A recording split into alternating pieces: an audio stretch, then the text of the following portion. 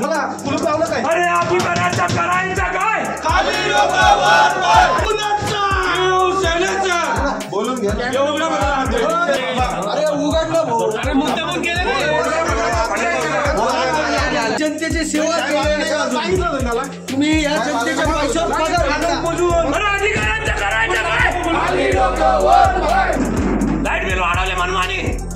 प्रत्येकाला विषय आहे की तिथं ज्या आलेल्या तार आहे अशा लूज वाढलेले सगळ्यांसाठी त्याला सेटिंग करायची नाही का व्यवस्थित पाहिजे. तुमचे डिपे तसेच पडले लोकांचे उपकरण खराब व्हायला लागले. हे काय इथे तुमचे एमबीसीबी हे आपण किल्ल्याकडे जातो का इथलचं ते छत्रपती शिवाजी महाराज की जय भवानी. आज एमएससीबीचा जो अनागोंदी कारभार आहे त्याच्यामुळं खरं तर नगरकर अत्यंत त्रस्त आहे. महत्त्वाचा विषय असा आहे की कोणतंही कारण नसताना लाईट घालणं आणि त्याचे उत्तरं न देणं हा एक लोकांच्या समोर पडलेला मोठा प्रश्न आहे. अवेळी लाईट जाते. रात्री 11 वाजता गेली तर सकाळी 10-11 लाईट येते. कारण कुणीही सांगायला तयार नाही. एमएससीबीच्या अधिकाऱ्यांमध्ये कोणतीही त्यामध्ये तत्परता राहिलेली नाही. ढिसाळ कारभार चालू आहे आणि त्यांना उदाहरणासह आम्ही सांगितलं. चेंडीगेटमध्ये काय झालं, नगर शहरात काय झालं, त्याच्यानंतर सावेडीमध्ये काय झालं, केडगावमध्ये काय झालं. आगरकर माळ्या येथे एक डीपी 6 वर्ष झाली येऊन उभी आहे.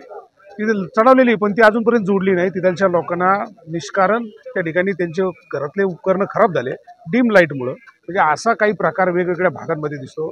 तर त्याच्यामुळं नगरकर त्रस्त आहे. बालिका समूहच्या लोकांचे फोन आले, पाईपलाईन रोडून फोन येतात की लाईट घातली का म्हणून. पाऊस तर पडत नाही. पावसाचे दिवस नक्की आहे पण पहिला आठवड्यात जर का पाऊस चालू झाल्यानंतर मोठ्या प्रमाणात झाडं पडणे असं हवा वादळ याच्यामुळं लाईन तुटणं हा प्रकार आपण समजू शकतो. आता महिना उलटून गेल्यानंतर देखील एमएससीबी जर का अशा पद्धतीचं. आज आम्ही शहर शिवसेनेच्या वतीने या महावितरणाच्या कार्यालयाचे जे अधिकारी आहेत पवार त्यांना निवेदन दिलेलं आहे. वेगवेगळे विषय आहेत आमचे की वाढीव बिल, अवेळी लाईट जाणं, शहरात महानगरपालिकेचं पाणी सुटल्यावर लाईट जाते त्याच्याबाबत आम्ही निवेदन दिलेलं आहे. सर्व लोकांना तो एक प्रॉब्लेम येतो. दुसरा मुद्दा वाढीव बिल जे येतं त्याच्या बाबतीत आम्ही एक निवेदन म्हणजे प्रश्न मांडलेला आहे. तिसरा जे 60 नगरकरांच्या सुदैवाने 60 कोटी रुपये आले होते मोहरम आणि गणपती मार्गावर अंडरग्राऊंड लाईट करून त्या ठिकाणी वरच्या लाईटी कमी करायची यासाठी आले होते.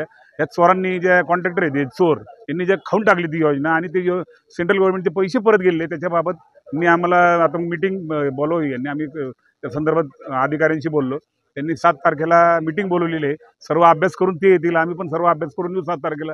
वेगवेगळे शहरातले जे विषय आहेत जे वाढीव बिलाचे तर लोकांनी संपर्क साधावा शहर शिवसेना कार्यालयाशी की वाढीव बिलं आलेले आहेत. जे प्रॉब्लेम आहेत महावितरणाशी जे संबंधित त्याबाबत शहर शिवसेनेच्या कार्यालयामध्ये शिवालयामध्ये संपर्क साधावा.